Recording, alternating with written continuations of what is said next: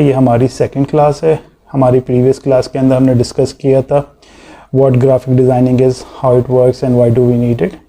और इस क्लास के अंदर हम पढ़ने जा रहे हैं needed skills to be a pro designer. Pro designer होने के लिए हमारे पास क्या क्या स्किल्स होनी चाहिए, इसको मैंने 3 पॉइंट्स में डिवाइड किया है। 3 पॉइंट्स हैं जिसको होना हमारे लिए बहुत ज़रूरी है। अगर हम वो पॉइंट्स नहीं अचीव कर सक रहे और हम लोग वो चीज़ नहीं कर रहे तो भाई सीधी बात है कि आप ग्राफिक डिज़ाइनर बन के कोई ख़ास तीर नहीं मार लेंगे। मार्केट में ऑलरेडी बहुत सारे इस तरह के डिज़ाइनर मौजूद हैं जो ये स्किल्स नहीं रखते और सिर्फ फ़ोटोशॉप इलस्ट्रेटर सीख के आ जाते हैं काम करने के लिए, और फिर उनको प्रॉब्लम हो रही होती है। सेम विद द क्लाइंट को भी वो क्रिएटिव काम नहीं मिल पा रहा होता है। तो ये 3 पॉइंट्स मैंने निकाले हैं जो कि बहुत इंपॉर्टेंट है। ये अगर आपके पास होंगे, अगर आप इस पर अमल करेंगे तो फिर आप एक प्रो डिज़ाइनर कहलाएंगे। सही है। सबसे पहला पॉइंट इसमें आ जाता है क्रिएटिव थिंकिंग। आप कोई भी चीज़ बनाने जा रहे हैं तो आपकी जो थिंकिंग है उसके पीछे बिहाइंड कि आप क्यों बना रहे हैं, क्या रीज़न है, क्या उससे अचीव करने जाएंगे, वो क्रिएटिव होनी चाहिए। उसको अगर सही इजी अल्फाज में बोलें कि आप अपनी डिज़ाइनिंग नॉलेज बढ़ाते हैं, जितना आप बढ़ा सकते हैं, जितनी आपके माइंड में उसकी लाइब्रेरी बनेगी और जितने आपके माइंड में उसके पास डिज़ाइन से रिलेटेड इंफॉर्मेशन होगी उतना ही अच्छा आप क्रिएटिव थिंक कर सकते हैं। इसको मज़ीद हम लोग इस पॉइंट में डिवाइड कर सकते हैं कि भाई प्रीवियस यानी कि पास्ट हिस्ट्री क्या रही है डिज़ाइनिंग की। फॉर सपोज़ जैसे कि अगर आप पोस्टर डिज़ाइनिंग कर रहे हैं या आप कार्ड डिज़ाइन कर रहे हैं तो उसकी पास्ट क्या रहा है, तो वो थोड़ा सा आपको हिस्ट्री जाननी चाहिए कि भाई पहले कार्ड कैसे बनते थे, उसमें क्या क्या फ़ॉन्ट्स यूज़ होते थे, किस तरह के कलर कॉम्बिनेशन लोग यूज़ करते थे, कौन से कंट्रास्ट लगते थे। तो इससे क्या होता है कि आपको ये पता चल जाता है कि क्या चीज़ आपने नहीं यूज़ करनी, और अगर यूज़ करनी भी है तो जैसे कोई ट्रेंड है वो अभी भी चला आ रहा है तो वो फिर आप फॉलो करते हैं। अदरवाइज़ फिर आप उसको ऑब्सोल्यूट करते हैं कि भाई ये ऑलरेडी यूज़ हो चुका है, मार्केट में आ चुका है, अब ये दोबारा नहीं चलेगा। तो आपकी एक पास से रिलेटेड इन्फॉर्मेशन आपके पास होती है तो आप उसके लिए आसानी होता है। अब इसका सेकंड पॉइंट आ जाता है कि प्रेजेंट आपको कैसे पता चलेगा कि क्या हो रहा है मार्केट में, किस तरह चीज़ चल रही है। तो वो ये है कि अगर आपने उसी से रिलेटेड अभी इंटरनेट के ऊपर से कोई ई बुक निकाल ली पोस्टर के ऊपर, या लोगो डिज़ाइनिंग अगर ले लें तो लोगो डिज़ाइनिंग किस तरह होती है, आजकल क्या ट्रेंड चल रहा है, उसकी वो ई बुक्स निकाल ली, उसको पढ़ने लगे। अगर सपोज़ करें आपके पास ई बुक पढ़ने का टाइम नहीं है तो उससे रिलेटेड कुछ आपने टिप्स, हाउ इट वर्क्स वगैरह के किस्म के आप जाके ब्लॉग्स पढ़ लें। ब्लॉग्स एक पेज के होते हैं, वो ट्रेंड आजकल जो चल रहा है, जो करंट डिज़ाइनिंग स्किल्स लोग यूज़ कर रहे हैं लोगो बनाने के लिए, वो आप वहाँ से नेट से निकाल के पढ़ सकते हैं। अगर आप ये भी नहीं करना चाह रहे तो सिंपल आप यूट्यूब पे जाएं, डायरेक्टली लिखे कि लोगो डिज़ाइन किस तरह होता है और कौन से लेटेस्ट हैं, क्रिएटिव लोगोस किसको कहते हैं, इस तरह के आपने वहाँ पे जाके सर्चिंग कर लें तो आपको इसी तरह की, जैसे मेरी एक वीडियो है, इस तरह की आपको बहुत सारी वीडियोस मिल जाएंगी। उससे क्या होगा कि आपके पास एक माइंड में लाइब्रेरी होगी, आप उसको देख के लर्न कर सकेंगे कि भाई ये आजकल इस तरह के लोगोस चल रहे हैं इस फील्ड के अंदर, और इससे आपको हेल्प मिलेगी कि जो आप अपने क्लाइंट के लिए बनाने जा रहे हैं। अच्छा, अब आ जाती है फ्यूचरिस्टिक वाली बात कि मतलब आपने पास्ट के बारे में पता कर लिया, प्रेजेंट क्या चल रहा है, अब फ्यूचर किस पे जाएगा। फ्यूचर के लिए सबसे इंपॉर्टेंट चीज़ ये है कि आप अपने लिए कोई इंस्पिरेशन ढूंढें। जैसे इंस्पिरेशन में आपके आ सकता है कि दूसरा कोई प्रो डिज़ाइनर, अगर आपको लगता है आपको कोई हीरो आपको नज़र आ जाता है मुख्तलिफ वेबसाइट के ऊपर कि भाई यार ये बंदा बहुत अच्छे लोगो बना रहा है या ये बंदा बहुत अच्छे डिज़ाइनिंग बनाता है, इसकी स्किल्स बहुत अच्छे हैं, तो उसको फॉलो करना शुरू कर दें, उसके साथ इंटरेक्ट रखें, उसकी जो नई चीज़ें अपलोड हो रही हैं उसको फॉलो करें, उसको देखें वो क्या कलर यूज़ कर रहा है, क्यों आपको वो अच्छा लग रहा है। तो मेन रीज़न ये है कि उसके अंदर अच्छी चीज़ क्या है, उसने क्या ऐसा कुछ बनाया है या कुछ इस तरह प्रेजेंट किया है जिसकी वजह से वो चीज़ अच्छी लग रही है। एक तो वहाँ से फिर आपकी डिज़ाइन में इंस्पिरेशन आएगी। कॉपी नहीं करना, बस उसको पॉइंट नोट करना है कि वो क्या क्या कर रहा है, उस चीज़ को अपने डिज़ाइन में इम्प्लीमेंट करने की कोशिश करनी है कि आपके फ्यूचर हो जाएगा। क्योंकि फिर आप उसको फॉलो करते रहेंगे, वो भी अपने आप को अपडेट कर रहा है, तो आप एक अपने से अच्छे को फॉलो कर रहे हैं, तो उससे फिर आपको अपने काम में आसानी हो जाएगी। सही है, ये 3 पॉइंट हो गए कि पास में आपने चीज़ों को देख लिया कि भाई उसके अंदर क्या क्या चीज़ हो चुकी है, वो अब नहीं हो रही है, उसको क्लासिक वर्जन में डाला है, या अगर जो भी उसमें से कोई पॉइंट अभी तक यूज़ हो रहा है तो या रिवैम्प हुआ, दोबारा से आना शुरू हो गया मार्केट के अंदर, तो वो आपको पता चल जाएगी। थोड़ी करंट इन्फॉर्मेशन में आ जाए दूसरे पॉइंट के अंदर, तो वो आपके पास ही आ जाएगी कि भाई आजकल क्या चीज़ चल रही है, तो आपने नेट पर सर्च कर लिए, ई बुक्स वगैरह, ब्लॉग हो गए, या यूट्यूब पर जाके उसके ऊपर थोड़ी सी वीडियोज़ वगैरह देख ली। थर्ड ये कि आपने कोई एक अच्छा मेंटोर ढूंढ लिया नेट के ऊपर, प्रो डिज़ाइनर ढूंढ लिया, उसको फॉलो करना शुरू कर दिया। अब ये 3 पॉइंट हो गए, ये आपकी क्रिएटिव थिंकिंग में बहुत हेल्प करेगा कि अगर आप ये चीज़ फॉलो इस तरह से काम करेंगे तो आपकी क्रिएटिव थिंकिंग बहुत अच्छी आएगी। इस तरह से आपके पास एक माइंड में लाइब्रेरी बन जाएगी चीज़ों के बारे में। तो आप जब कुछ भी बनाने लगेंगे तो क्या करना है और क्या नहीं करना है वो आपके थॉट्स में आना शुरू हो जाएगा। ये बेसिकली एक नॉलेज होती है जो आपके काम करने से पहले वो आपकी क्रिएटिव थिंकिंग में बहुत हेल्प आउट करती है। इसके अंदर एक और चीज़ भी आ जाती है कि इससे आपकी एक और स्किल बहुत स्ट्रांग हो जाती है कि भाई अगर आप कुछ चीज़ बनाने चाह रहे हैं तो पहले आप उसको अंडरस्टैंड कर पाएंगे कि वो चीज़ क्या है। सही है, उसके पीछे बनाने से पहले उसका कॉन्सेप्ट क्या है, वो कॉन्सेप्ट जैसे आप खुद नहीं सोच रहे, आपने उसी जैसी चीज़ अपने मेंटोर के या प्रो डिज़ाइनर जो दूसरे हैं उनको देखा, उन्होंने क्या अचीव किया उस चीज़ से, उसके पीछे उनका क्या कॉन्सेप्ट था, उसके पीछे क्या स्ट्रेटजी उन्होंने यूज़ की है, और उनके वर्क के अंदर क्या ऐसी चीज़ें थी वो आप अपने वर्क में भी लेकर आ जाएं। सही, ये तो हो गया पहला पॉइंट आपका क्रिएटिव थिंकिंग के ऊपर। अब हम आ जाते हैं दूसरे पॉइंट के ऊपर, प्रॉब्लम सॉल्विंग अप्रोच या स्किल्स कह लें उसको। अब इसकी ये है कि आप सोल्यूशन प्रोवाइडर बने, design itself also a solution. सही है, इसमें ये होता है कि सबसे इम्पॉर्टेंट चीज़ ये है कि you should know your clients problem, कि उसके काम में क्या इशू आ रहा है, या आपके जो डिज़ाइन, जो किसी जगह आप डिज़ाइन अगर दे रहे हैं, बता रहे हैं कि भाई यार आप ये चीज़ कर लें, तो आपको पता होना चाहिए कि आप क्यों दे रहे हैं उसको ये काम, क्योंकि उसके पास कुछ इशू है, उसके प्रोडक्ट के अंदर कुछ मिसिंग है, कोई प्रॉब्लम है, तो ये आप उसको एज अ सोल्यूशन प्रोवाइड कर रहे होते हैं। सही है, उसके लिए फिर आपके पास सबसे इम्पॉर्टेंट चीज़ ये हो जाती है कि आप पहले ये देखें कि आपके क्लाइंट या आपके काम के अंदर क्या चीज़ लैक कर रही है। सही है, डिज़ाइन लैक कर रहा है, डिज़ाइन अच्छा क्वालिटी का नहीं है, या फिर ओवरऑल वो है ही नहीं। सही है, ऐसा हो गया कि भाई उसके अंदर ऐसी चीज़ आ गई कि भाई वो मिसिंग कर रहा है। फॉर एग्ज़ाम्पल कोई कंपनी है, उसको लोगो बनाना है, लोगो नहीं बनाना, बेसिकली वो एक काम कर रही है ऑलरेडी, उसके बाद लोगो नहीं है, उसने एक खाली टाइप फेस उठाया, उसने एक फॉन्ट यूज़ किया और चला लिया। अब मार्केट में उसके तमाम कंपेटिटर के पास लोगोज़ हैं, उसके पास नहीं है। अब उसको रियलाइज़ ही नहीं हो पा रहा है कि मेरे पास क्या चीज़ मिसिंग है। तो फिर आप उसको बताते हैं कि भाई देखें आपके पास लोगो नहीं है, आपकी ब्रांड आइडेंटिटी नज़र नहीं आती किसी भी जगह पे, सिर्फ ये टेक्स्ट लिखा आता है, इसी वजह से इसके ऊपर ज़्यादा लोगों की अट्रैक्शन नहीं आती, आई कैची भी नहीं है। सही है, तो इसलिए कि आप लोगो बनाएं, ये आपने एक उसको सोल्यूशन प्रोवाइड किया।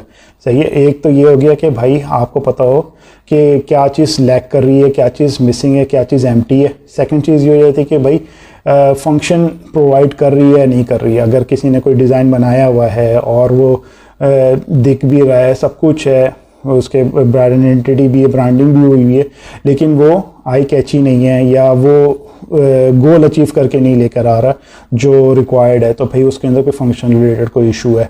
अब फॉर एग्जांपल उसने कोई ऐसी चीज़ बना ली कि भाई उसकी इंडस्ट्री को वो रिप्रेजेंट ही नहीं कर रही। सही है, वो देखने में बहुत अच्छी है लेकिन फंक्शनल नहीं है, क्योंकि वो रिप्रेजेंट नहीं कर रही तो वो आपको अचीव नहीं करके दे रही कि जो उसका मकसद था, तो वो आप करेक्ट कर सकते हैं। सही है, उसके बाद फिर कॉम्बिनेशन देखा जाता है कि भाई कोई चीज़ कि अच्छी भी लग रही हो और मकसद को भी पूरा कर रही हो, तो दोनों चीज़ें कि वो कन्विंसिंग भी हो, सही है, फंक्शनल भी हो, और साथ साथ अच्छी भी लगे, अट्रैक्ट भी कर रही हो, तो वो सारी चीज़ें भी हमें देखनी चाहिए। अब वो भी होता है कि भाई अगर फंक्शनल भी है, देखने में भी अच्छी लग रही है, लेकिन फिर भी रिज़ल्ट प्रोवाइड नहीं हो रहा, तो फिर हम लोग जाते हैं तीसरे पॉइंट के ऊपर कि भाई उसके अंदर कुछ मिसिंग है। मिसिंग इस पॉइंट से कि हम या तो अपडेट नहीं हुए हैं मॉडर्न एरा के हिसाब से। सही है, अब ट्रेंड चेंज हो गया है तो हम ट्रेंड को फॉलो नहीं कर रहे, हम इवॉल्व नहीं हो पा रहे, हम इनोवेट नहीं हुए उस चीज़ के अंदर, हमें उसको इनोवेशन पे लेके जाना चाहिए। तमाम आपके कंपेटिटर अपने ट्रेंड्स को फॉलो करने चाहिए, तो कि आप उसकी जो ऑडियंस है, राइट ऑडियंस है, वो टारगेट नहीं हो रही है। सपोज़ करें कि भाई फॉर सपोज़ मर्सिडीज़ एक कंपनी है, एक गाड़ियाँ बनाती हैं, बहुत लग्जरियस कार्स होती हैं उनकी, लेकिन उनके पहले टारगेट ऑडियंस जो थी 80s के अंदर वो दूसरी थी। अब वो इस एरा के अंदर आ गए हैं, अब यहाँ पे सारे यंग लोग आ गए हैं, उनकी थिंकिंग अलग हो चुकी है। अब उस न्यू जनरेशन को टारगेट करना है, तो उसके लिए आपको अपने आप को अपडेट करना पड़ेगा। मर्सिडीज़ को भी फिर एक इस तरह की चीज़ लेंगे। हाँ, 80s में कुछ और ट्रेंड्स थे, कुछ और चीज़ लोग मांगते थे, और आज के दौर में लोग कुछ और चीज़ मांगते हैं। आज के दौर में लोग फ्यूल एफिशिएंसी के ऊपर ज़्यादा कॉन्सेंट्रेट कर रहे हैं। पुराने दौर के अंदर ब्यूटी और बोल्डनेस गाड़ी की होती थी, या स्ट्रॉन्ग कितनी है उसको देखा जाता था। आज वो ट्रेंड्स चेंज हो चुके हैं, तो फिर हमें ये देखना होगा कि हमें हमारा या प्रोडक्ट डिज़ाइन जो भी है, तो वो इवॉल्व हुआ है, इनोवेट हुआ है या नहीं हुआ है। सही है। तो ये 3 इस तरह के पॉइंट्स हैं जो आपकी प्रॉब्लम सॉल्विंग करने में मदद करती हैं। फिर से रिपीट कर दूं कि अगर कोई चीज़ लैक कर रही है या फंक्शनल नहीं है तो वो आपने प्रोवाइड करनी है। सही है। सेकंड चीज़ है कि भाई फंक्शनल भी है, दिख भी रही है, लेकिन फिर भी परफॉर्म नहीं कर रही, तो इसका मतलब ये है कि कुछ ना कुछ उसमें मिसिंग है, कुछ पर्टिकुलर लेवल की चीज़ ना, तो वो आप उसके जैसे कि अच्छी दिख रही है लेकिन फंक्शनल नहीं है, तो आपने फंक्शनल वाले पार्ट को एडिट किया। या फंक्शनल है लेकिन दिख अच्छी नहीं भी, इसलिए वो परफॉर्म नहीं कर पा रही उस तरह से, लोगों की आईज़ ही नहीं उसके ऊपर टिक पा रही, आई कैची नहीं बन पा रही, तो वो हो गए। अब ये थर्ड पॉइंट आ गया कि भाई फंक्शनल भी है और आई कैची भी है, लेकिन फिर भी नहीं रिस्पॉन्स आ रहा, तो पता चलता है कि भाई आप अपडेट नहीं हुए हैं, आप इनोवेट नहीं हुए हैं उस प्रोडक्ट को लेके। तो फिर आप इन दोनों को होने के बाद तीसरा पॉइंट पे आ जाते हैं कि आपको इवॉल्व भी होना पड़ेगा नए लोगों के साथ, न्यू टारगेट ऑडियंस के साथ, कि भाई अब लोगों के पास ट्रेंड ये चल रहा है। ये हो गया हमारा सेकंड पॉइंट जो कि प्रॉब्लम सॉल्विंग का हो गया, ये सोल्यूशन प्रोवाइडर। सही है। थर्ड पॉइंट हो गया ऑलवेज रेडी टू इम्प्रूव और इवॉल्व। ये भी बेसिकली हमारा जो प्रॉब्लम सॉल्विंग में थर्ड पॉइंट था उसी से रिलेटेड ही है।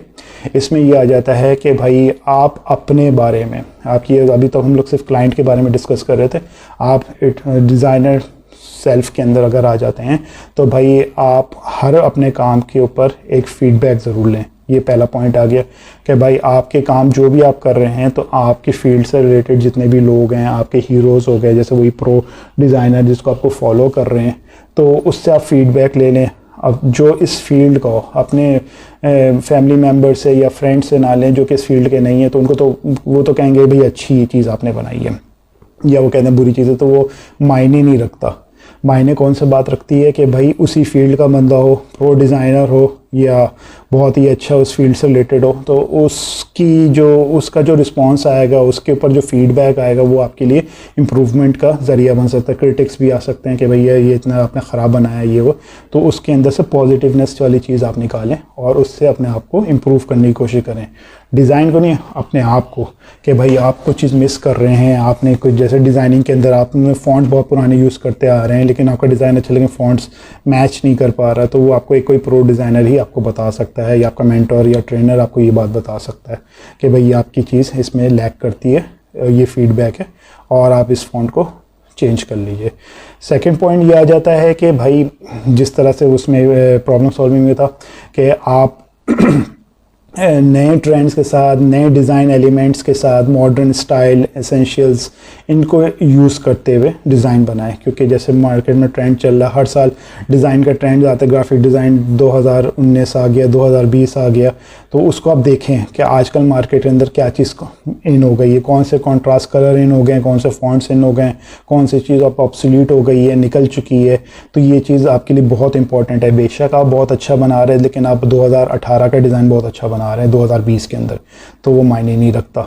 वो 2018 में बहुत आला था, 2020 में वो ऑब्सोल्यूट हो चुका है और कुछ नई चीज़ आ गई है, तो उस हिसाब से भी फिर आपको अपने आप को इवॉल्व करना पड़ेगा। इसी तरीके से इसका थर्ड पार्ट आ जाता है। थर्ड पार्ट ये आ जाता है कि डिज़ाइन स्मार्टली।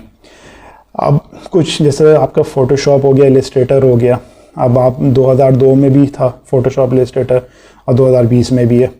अब इसमें फ़र्क क्या आ गया कि भाई जो काम आप 5-6 क्लिक से करते थे, अब वो 2 क्लिक से होना शुरू हो गया है।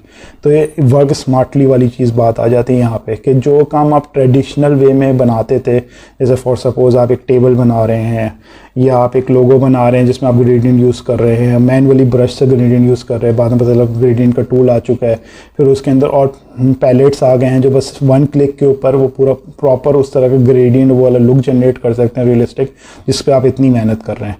तो वर्क स्मार्टली होता है कि भाई finding a faster and easy way to design. सही है, इसमें यह कि जो जितना फास्ट वे में जो कुछ हो सकता है ना, वो चीज़ आप पहले पकड़ें। उस चीज़ को पकड़ने से फ़ायदा ये होगा कि आप मॉडर्न डिज़ाइनर्स के साथ compete कर सकेंगे। अगर आप वो ट्रेडिशनल वे में काम कर रहे हैं जिसमें आपको 10 मिनट लग रहा है, 20 मिनट लग रहा है, और नए डिज़ाइनर को वो 5 मिनट में वो रिज़ल्ट वो ला के दे रहा है, तो आप पीछे रह जाएंगे। बेशक आपने बहुत आला चीज़ बनाई है, लेकिन वो जो नया डिज़ाइनर है वो काम 2 मिनट में कर रहा है जो आप 15 मिनट में कर रहे हैं। तो आपको टूल्स के अंदर जो नए नए फीचर्स आ रहे हैं उसके बारे में इन्फॉर्म होना चाहिए कि आप जो चीज़ बना रहे हैं, इलस्ट्रेट कर रहे हैं, डिज़ाइन कर रहे हैं, तो उसके अंदर आपके पास वो टूल्स होने चाहिए, उसकी लर्निंग होनी चाहिए, उसको सीखा हुआ होना चाहिए, ताकि आप इजी वे में उसको compete कर सकें। That's it. इसके अंदर के ये सारे टॉपिक्स हो गए। इसके अंदर से ये हो जाता है कि अगर आप ये तमाम चीज़ जैसे कि जैसा कि मैंने डिस्कस किया कि क्रिएटिव थिंकिंग आ गई, प्रॉब्लम सॉल्विंग आ गई, सही है, और इवॉल्विंग वाली बात आ गई कि आप अपने आप को इनोवेट करें, इवॉल्व करें। ये 3 पॉइंट अगर आपके स्ट्रॉन्ग हैं, सही है, इस चीज़ के ऊपर आप काम कर रहे हैं, तो आप एक प्रो डिज़ाइनर बन सकते हैं। अगर आप ये नहीं कर रहे तो आप प्रो डिज़ाइनर नहीं बन सकते। ये चीज़ आपके लिए ज़रूरी है। इसको अगर मैं और इजी वर्ड में बोलूँ कि अपने आप को टाइम के साथ अपडेट करना, सही है, और नए ट्रेंड को फॉलो करना, प्रॉब्लम सॉल्विंग स्किल्स अपने अंदर पैदा करना, सही है, और अब पीछे पास की तमाम चीज़ें जो डिज़ाइन की हिस्ट्री है, लाइब्रेरी है, वो अपने माइंड में फिट करना कि भाई मैं कुछ बनाने जा रहा हूँ तो मैं बैठ के सोचूं ना, मेरे पास फ़ौरन से आइडियाज़ आए, फ़ौरन क्लिक हो मेरे माइंड के अंदर, क्योंकि मेरे पास ऑलरेडी मेरे ब्रेन के अंदर वो चीज़ मौजूद है, तो मैं फ़ौरन से क्रिएटिव थिंक कर सकूँगा चीज़ को।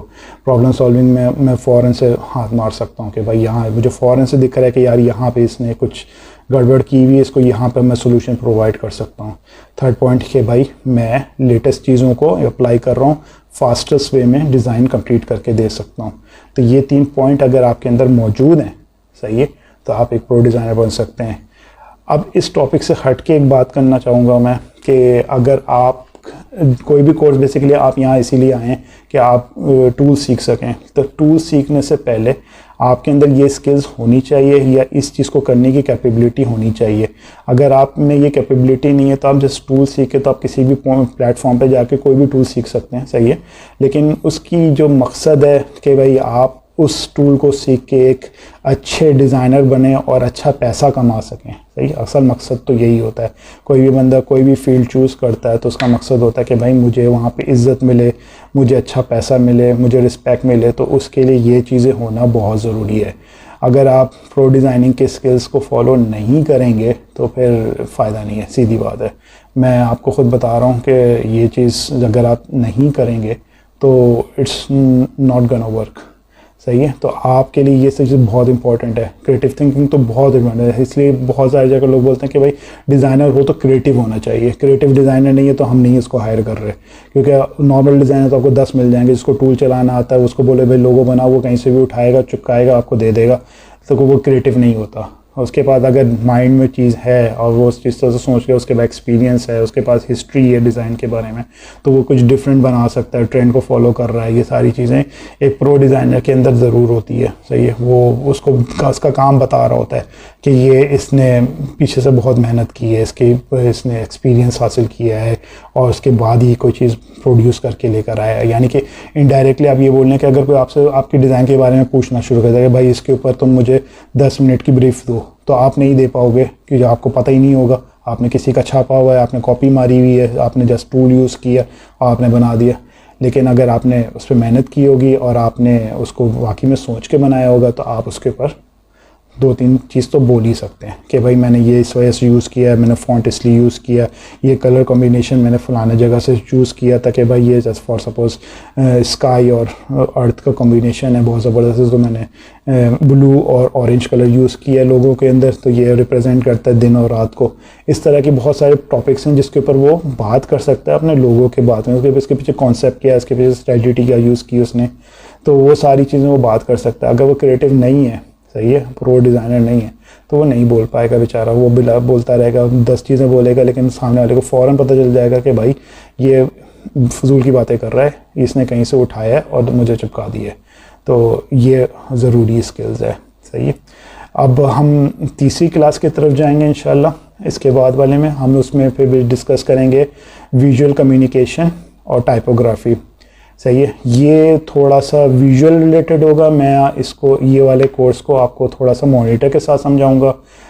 उसमें ज़्यादातर मैं, क्योंकि ये सिर्फ ज़बानी आपको नहीं समझ आएगी जब तक आप विजुअली इसको देखेंगे नहीं, क्योंकि विजुअल से रिलेटेड ही बात है, टाइपोग्राफी से रिलेटेड बात है, तो वो जब तक आप देखेंगे नहीं तो आपको इतना ईजिली समझ नहीं आएगा। तो इंशाल्लाह तीसरी थर्ड क्लास के अंदर हम लोग विजुअल कम्युनिकेशन और टाइपोग्राफी के ऊपर बात करेंगे।